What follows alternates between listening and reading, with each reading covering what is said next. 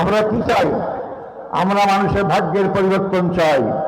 আমরা সন্ত্রাস মুক্ত বাংলাদেশ দেখতে চাই। আমরা চাঁদাবাজ মুক্ত বাংলাদেশ দেখতে চাই। আমরা মানুষের তৈরি আইনবদ্ধ আল্লাহর আইন দেখতে চাই। আমরা আমাদের দেশকে নিজেরাই শাসন করবো, কারো আধিপত্য শক্তির হাতে আমার দেশকে তুলে দেব না, এই স্বাধীন বাংলাদেশ দেখতে চাই আমরা।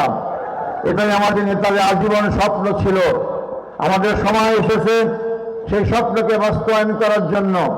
আজকে আমরা জামাত ইসলামী, অন্য ইসলামী দল এবং দেশপ্রেমিক দল নিয়ে আমরা আজকে আন্দোলন করছি।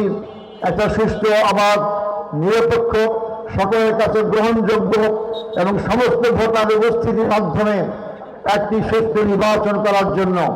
সেই নির্বাচন করতে হলে 24-এর গণবিপ্লবের মধ্য দিয়ে দেশে পরিবর্তন হয়েছে। সেই জুলাই সনদে আমরা সবাই স্বাক্ষর করেছি। সেই স্বাক্ষরিত সনদ আইনি ভিত্তি দেওয়ার জন্য আমরা গণভোটের আয়োজন করার জন্য সবাই একমত হয়েছি। শুধু আমরা একদিনে হবে না, আমাদের দিন হবে, এই ব্যাপারে দ্বিমত সৃষ্টি হয়েছে। আমরা সবাই বলেছি ঐক্যমতের ভিত্তিতে জাতীয় নির্বাচনের পূর্বেই গণভোটের আয়োজন করতে হবে। না এই দুটা ভোটের এত বড় আয়োজন আমাদের দেশে সরকারের কোনো অভিজ্ঞতা নেই। এই জন্য দুইটা ভোটের আয়োজন করা হয় যে জনগণ ঠিকমতো ভোট নাও দিতে পারে এবং এই জন্য একটা বিশৃঙ্খলার সৃষ্টি হতে পারে। এই জন্য আমরা 24-এর পূর্বে ফিরে যেতে চাই না। এই জন্য আমরা এই অবস্থার দিতে চাই। সংগ্রামী ভাই বন্ধুগণ, জনগণকে ভালোবাসে, দেশকে ভালোবাসে, যারা নিজেরা সবসময় দেশের পক্ষের শক্তি বলে, স্বাধীনতার পক্ষের শক্তি বলে, যার বাপ দেশ স্বাধীন করেছে কথায় কথায় গর্ব অহংকার করে, তারা আজকে কোথায়?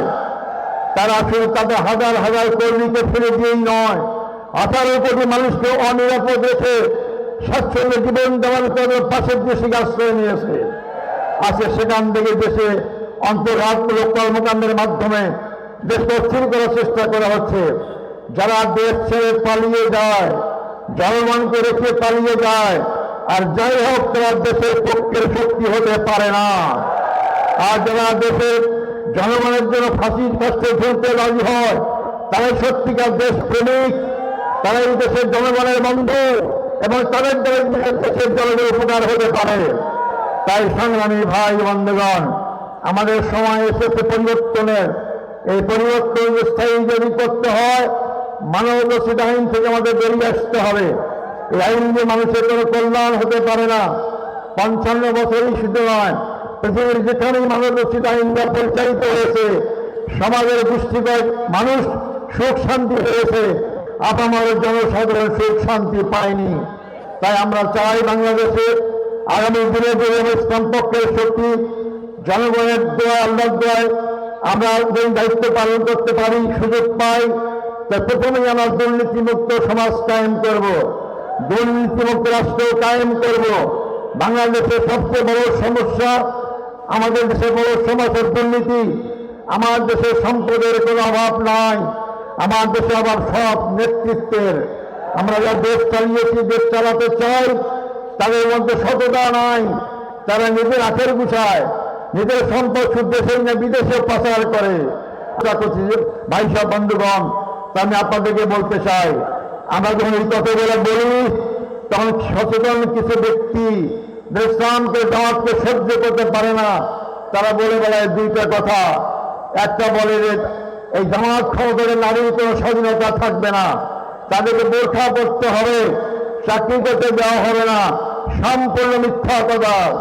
বর্তমান আমি জামাত ডাক্তার শফিকুর রহমানের স্ত্রী, তিনি একজন ডাক্তার, যেহেতু মেডিকেল কলেজ চালান, এত মেডিকেল হাসপাতাল চালান, উনি কি ঘরে বসেই চালান? অফিসে গিয়েই চালান।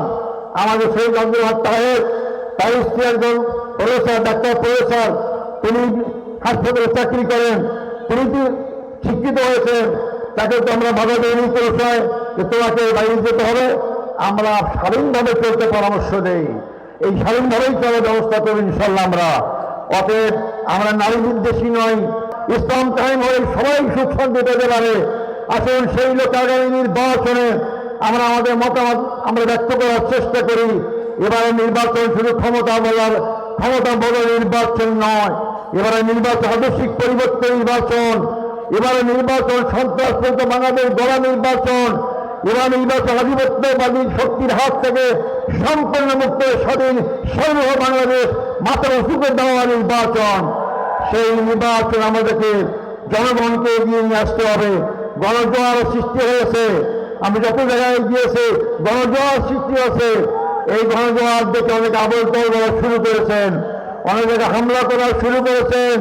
হামলা করে জামাত ইসলামী স্তব্ধ করতে পারবেন না। আপনারা যা যুবক এখানে আছে বলতে চাই, আপনারা যুবক পাহারা দেন প্রত্যেকটা ভোট কেন্দ্রে। আপনারা পাহারা দেন ভোট চুরি করার জন্য নয়, ভোট ডাকাতি করার জন্য নয়।